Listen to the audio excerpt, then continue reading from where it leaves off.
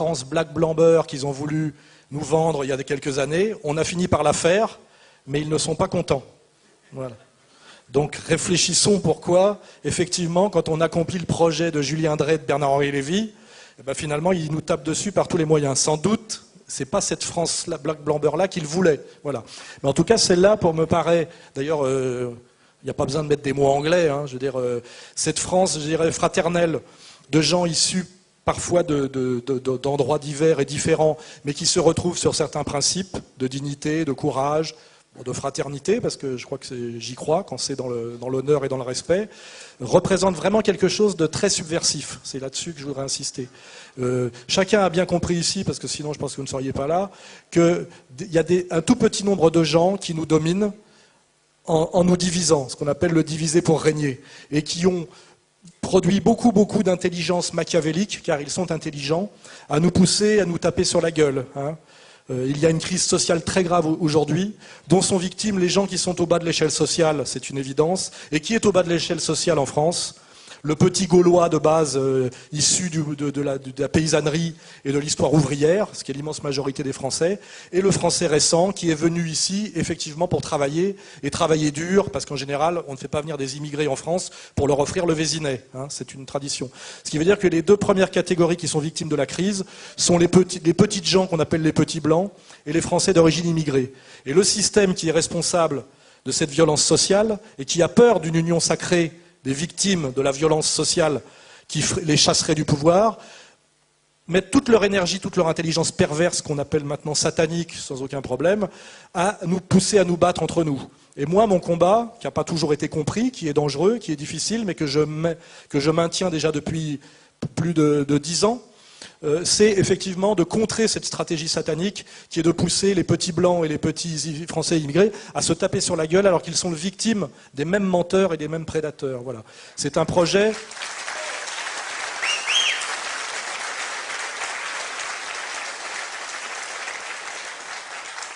C'est un projet qui effectivement est difficile parce qu'il n'y a rien de plus difficile que de réconcilier des gens qu'on a entièrement dressés, et c'est bien le mot, c'est dressés, à se battre les uns contre les autres. Alors ça me vaut des attaques aussi bien d'un côté que de l'autre, il faut bien le comprendre. Il y a des gens du camp nationaliste qui me reprochent d'être un baboucholâtre ou des choses comme ça. Immigrationnistes, ils n'osent pas, car je ne suis pas immigrationniste, puisque de toute façon vous êtes tous français ici, et que ce n'est pas du tout la question. Voilà.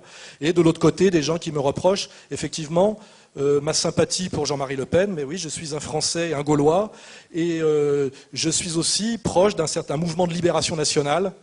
On a aussi notre mouvement de libération nationale qui s'appelle aussi le Front National. Je les critique, mais je comprends aussi leur combat.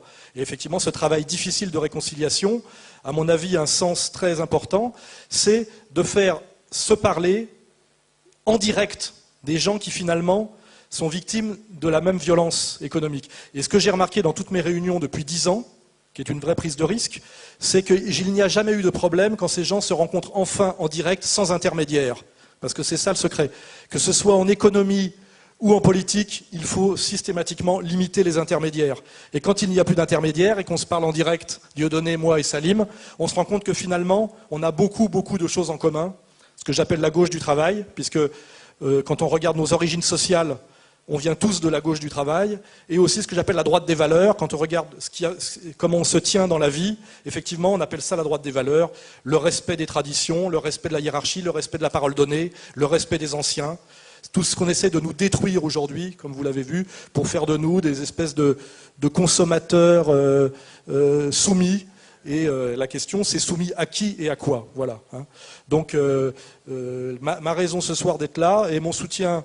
je dirais inconditionnel à Salim pour son combat courageux, qui correspond à Marseille et sans doute les quartiers nord, qui est quelque chose que je connais moins bien que lui, mais je suis déjà venu parmi vous il y a quelques années, ça s'était très bien passé, et moi ce que je regarde c'est les endroits où ça se passe bien, et les endroits où ça se passe moins bien pour moi. Alors chaque fois qu'on me montre soi-disant des quartiers, soi-disant de violence, de haine, c'est là où je suis le mieux accueilli, sans me faire aucune concession, vous l'admettrez, je me présente exactement pour ce que je suis, et chaque fois qu'on me montre des quartiers soi-disant d'amour fraternel bobo, de gauche, etc. Là, je me fais en général très mal recevoir. Donc l'intérêt de venir sur le terrain, effectivement, c'est de voir que, comme on l'a vu pour FR3 Régions, le monde des médias et de la communication officielle est systématiquement un monde de mensonges. Comme je l'ai dit récemment, un journaliste qui travaille, ça n'existe pas. Un journaliste, soit c'est un chômeur, sinon c'est une pute. Et là...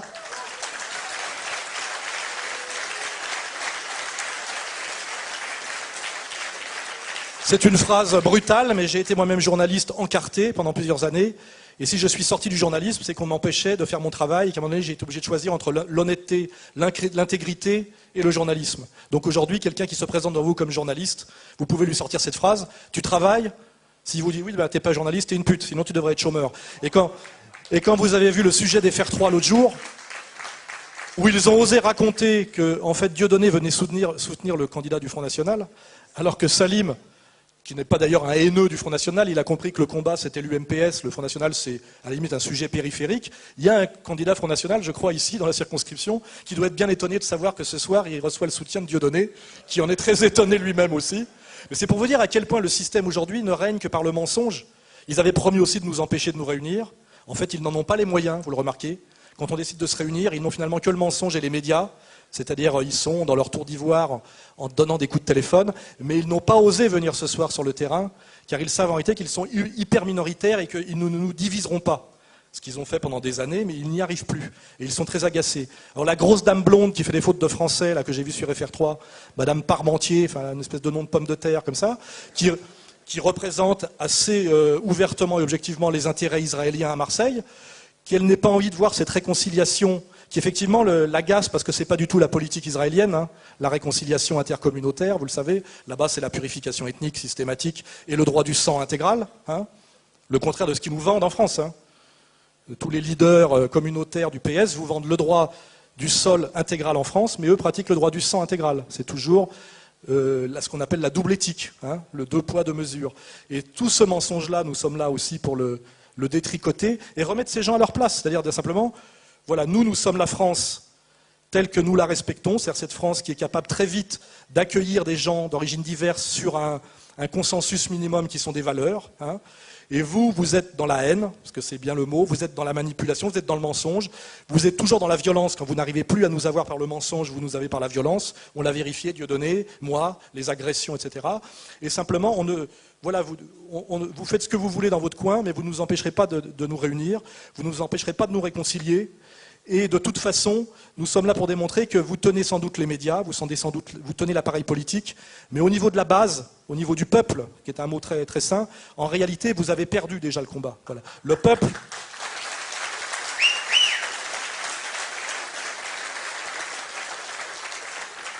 Le peuple de France est avec Dieudonné, on le voit, Dieudonné est officiellement... par le seul moyen qui vaille, qui est l'achat du billet de spectacle. Dieudonné, on va le dire ce soir, parce que je fais des compliments sur toi, t'en feras sur moi. Hein, c'est le principe du renvoi d'ascenseur. Hein, dans le show business, ça a toujours bien marché. Dieudonné est le comique préféré des Français, il faut que vous le sachiez, puisque c'est le plus gros vendeur de billets de spectacle vivant de France. Voilà.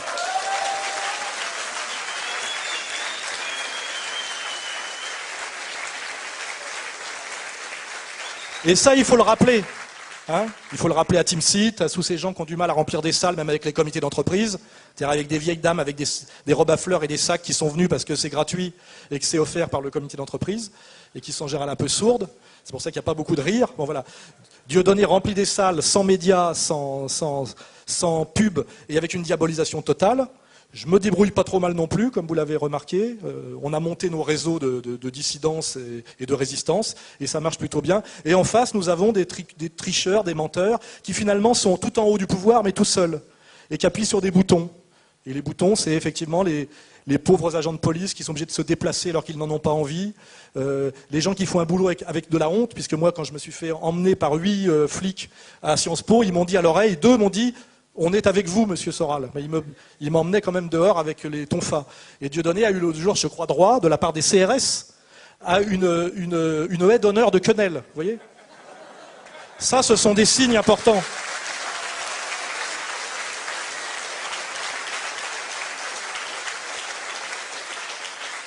Ce sont des signes importants parce que ces gens qui nous dirigent en nous divisant et en nous mentant, avec un projet très haineux, dont on voit finalement les travaux pratiques en Israël, puisque Israël, ce sont les travaux pratiques de leur idéologie. Donc pour savoir ce qu'ils font quand ils ont réellement le pouvoir et qu'ils peuvent régner en pleine lumière sans mentir, et bien vous regardez ce qui se passe dans l'État d'Israël. C'est ce qu'on appelle la preuve par 9. Donc voilà. Hein. Ces gens, en fait, se font obéir en France, alors qu'ils sont très, très peu nombreux, par ce qu'on appelle les corps constitués. Effectivement, ils décrochent des téléphones, ils appuient sur des boutons. Ils essaient d'instrumentaliser la justice. Ils y arrivent de moins en moins, parce que Dieudo gagne en réalité tous ses procès, il faut le savoir. Ce qui veut dire que quand même ça fonctionne un petit peu. Il nous envoie aussi la police qui de plus en plus nous dit en silence on n'a pas envie de faire le sale boulot, exactement comme pendant la guerre. Dans d'autres circonstances, les policiers prévenaient les familles juives la veille pour leur dire ne soyez pas chez vous, je dois venir vous chercher demain. Vous voyez ? Et c'est pour ça qu'il faut le rappeler, parce que ça c'est l'honneur de la France, qu'on ne rappelle jamais. 85% des juifs ont échappé à la déportation en France sous les lois de Vichy, grâce à la complicité bienveillante de la police. Il faut que vous sachiez ces chiffres, qui fait qu'on peut de temps en temps être fier d'être français, alors qu'on nous a élevés systématiquement dans la honte de notre citoyenneté, en faisant de nous un peuple de colonisateurs, de collabos, de racistes, etc. De même que j'ai dit récemment, je ne vais pas trop traîner, hein, je vais te laisser la parole assez vite, que les Français, dans leur immense majorité, qui étaient des paysans et des ouvriers, n'ont pas participé à la colonisation. Hein. C'est la grande banque qui l'a organisé, avec un battleur qui est venu devant pour leur vendre, au nom des droits de l'homme, qui s'appelait Jules Ferry, qui est celui dont s'est réclamé notre président hollandais, le jour de son investiture. Il n'a pas eu honte de se réclamer du patronage de Jules Ferry, qui est celui qui a justifié la colonisation au nom de la supériorité de la race. Hein, il faut bien se rappeler de tout ça. C'est pour ça que je vais finir là-dessus. Moi, j'ai monté un site qui s'appelle Égalité et Réconciliation, où j'essaye de faire le travail que ne font pas les médias, que ne fait pas l'éducation nationale non plus, parce que je pense que la liberté et le pouvoir, c'est d'abord le savoir. Il faut vous cultiver, croiser les sources, que ce soit sur l'Iran, sur la Libye, avoir des informations multiples pour pouvoir vous faire en conscience une idée de la réalité des choses. Je crois que la première défaite, c'est de réfléchir sur des informations fausses. Voilà. Et moi, mon travail, c'est un travail de pédagogie, c'est d'amener des informations qu'on vous cache, voilà, ça peut être sur la France, ça peut être sur l'Afrique, ça peut être sur des tas de la colonisation, ça peut être sur des tas de sujets. Voilà. La seule chose que je dis, c'est avant de sortir des critiques qui sont souvent en fait des slogans qu'on vous a mis dans la tête de force, par Monsieur Fernand Nathan, ou SOS Racisme, etc. Instruisez-vous au maximum. En fait, tout ça est accessible sur Internet. Vous avez un cerveau qui marche bien, même si on vous fait croire le contraire. Vous pouvez penser par vous-même, mais il faut avoir la multiplicité des informations pour produire vous-même la synthèse qui est votre liberté et votre authentique dignité. Voilà. Et quand vous faites ce travail-là, vous êtes beaucoup moins manipulable et on peut beaucoup moins facilement vous faire voter comme des moutons pour des éribis que j'ai bien connus. Je vous raconterai tout à l'heure Nous étions animateurs à RMC tous les deux à l'époque des grandes gueules. C'est moi qui me suis fait virer, c'est pas lui. Hein. Voilà. Et je pourrais vous raconter comment je l'ai vu évoluer très lentement. Une petite anecdote vite fait. Il m'avait envoyé une lettre de félicitations pour mon livre Misère du désir, pour ceux qui l'ont lu, où il y avait un chapitre sur les banlieues qui était très très incisif sur la manipulation de SOS Racisme, Julien Drey, etc. À l'époque, il m'avait dit « Bravo pour ton courage », il était de notre bord. Je l'ai vu se faire rattraper, récupérer progressivement, et j'ai vu comment on l'a retourné, y compris contre moi à RMC, où on avait fait de lui celui qui venait me contrer, parce qu'il fallait que je sois contré par l'arabe de service, pour que ce soit efficace et subtil. Et c'est toujours la même tragédie. Si chacun, comme Dieudonné ou comme Salim, on était capable de dire non quand on vous propose de vous racheter, ce qu'on m'a proposé, ce qu'on a proposé à Dieudonné, on pourrait en parler. On nous a tous proposé de nous racheter, à un moment donné. Genre, là, il y a de l'argent à prendre, là, il n'y a que des coûts à prendre. Et on dit, voilà, sois intelligent, etc. L'offre qu'on a fait à Karim Zeribi, on nous l'a faite aussi à moi, Dieudonné. On a dit non. Donc il est possible de dire non. Il n'y a pas de raison d'excuser celui qui a dit oui. Voilà.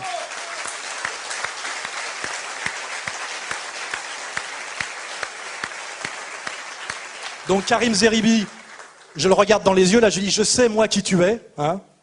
Tu es le collabeur typique, tu es la honte. Tu incarnes la honte du maghrébin qui ne connaît comme intégration que la soumission et qui finalement perpétue l'indigénat, c'est-à-dire qui est-ce qui me donne le plus, pour qui je dois tapiner.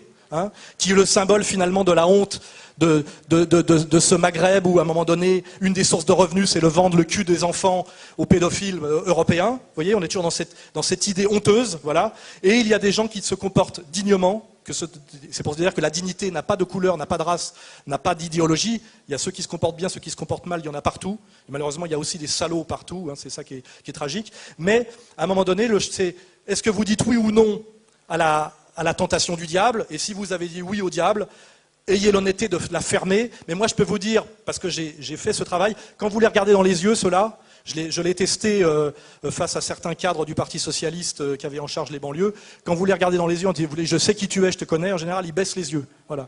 Et ça, c'est la vraie fierté, je veux dire, quelle que soit la difficulté, c'est de pouvoir se regarder dans les yeux, dans la glace, de pouvoir regarder ses enfants dans les yeux, de pouvoir regarder sa femme dans les yeux, et de voir ces gens-là baisser les yeux quand vous les regardez dans les yeux. Voilà. Hein ?